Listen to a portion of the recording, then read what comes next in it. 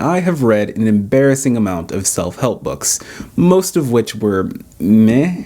However, some of them were genuinely amazing. But from reading them, it seems like pretty much the entire world has an issue with feeling motivated. Now, a lot of people would argue that you don't need to feel motivated to do things, which I agree with. However, feeling motivated is really amazing. So it's really interesting that almost every self-help book I've read recommends doing things that would long-term kill your motivation. And it seems like a lot of people don't realize that this is the thing that's leading to it. But first, this video was sponsored by Sunsama.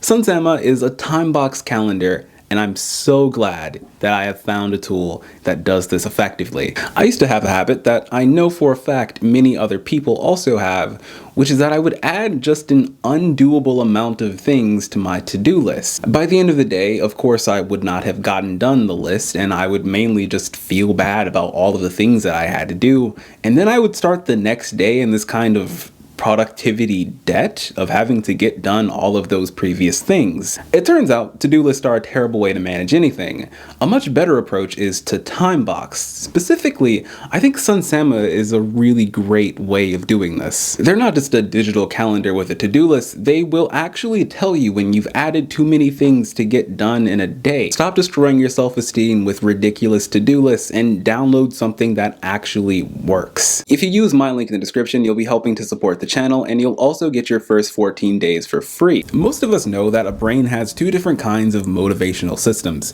It actually has more, but if we're talking about pursuing some sort of goal, all you really need to know are intrinsic and extrinsic. Intrinsic motivation is a job that you show up to because it's clear how it helps other people and you've really internalized caring about others, whereas extrinsic motivation is a job that you show up to because money. However, there's been a recent trend in self-help of giving advice that would change things that your brain sees as intrinsically motivating over to things that your brain sees as extrinsically motivating. The problem with this is that assuming a person has their basic needs met, like housing and food, you're going to work much harder for intrinsic motivators than you are for extrinsic ones. So how exactly is this happening?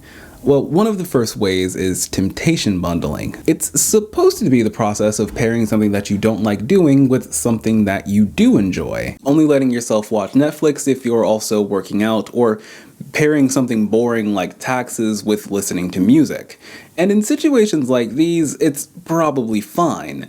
The real problem arises when you're pairing it with something that you like with something else that you like. It might seem counterintuitive that this is bad, but it helps if we first understand dopamine, which can be thought of as like the motivation molecule. When you want something, that feeling of want doesn't trigger dopamine. Wanting is dopamine. We'll explain that more after we get into the second problem, which is rewards after results. This is a pretty simple and straightforward idea. It's just consistently rewarding yourself for doing a decent job. Now you might be saying, Travis, these are all very conventional things. Where is the problem? The issue is in the biology of this. The more stimulating or enjoyable something becomes, the more dopamine your brain releases in anticipation of enjoying it. It helps to think about the brain as a prediction machine. When you're doing something and your brain predicts that it's going to be hard, your brain prepares itself for difficulty, and when that expectation is met, all things being equal, it feels pretty good about itself. When it expects that something will be easy, and it is easy, the completion still leads to a feeling of accomplishment, though this does get boring rather quickly. The real problem is when your brain expects something to be easy and it ends up being hard. This is where motivation goes to die. Dopamine increases the more stimulating or enjoyable that something is. When your brain thinks that something is going to be hard, but it ends up being rather easy. So when it thinks something is going to be hard and it ends up being hard, everything is fine. But when it thinks something is going to be easy and it ends up being difficult, you feel like trash. The problem here is probably best seen by example. Say you've recently become a YouTuber, your childhood dream, and you want to lean all the way into it. To do this, you take the processes that you already enjoyed, but make them easier and seemingly more enjoyable by adding music and rewarding yourself after you've had a good day of work. Once you've done this for a little while, you've probably built up the habit of working consistently, but you've probably also increased your brain's baseline dopamine levels, which has decreased your sensitivity to dopamine, which is basically decreasing your ability to feel motivated at all. Because of this, if you sit down to do a part of making a video, like writing or filming, without any rewards attached to it, it's almost like your brain just cops out. The next time you find yourself feeling meh about something that you really used to love, instead of finding ways to make that thing easier,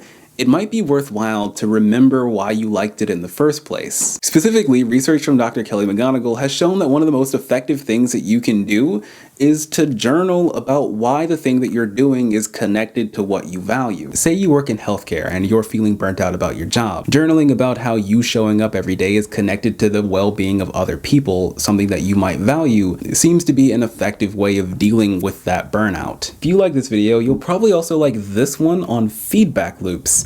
It's about how feedback loops affect your everyday life. It's also about black holes and Mario Kart. I promise it all goes together. Big thank you to my patrons who make stuff like this possible, and to the people over on my Discord who consistently give me ideas for new content.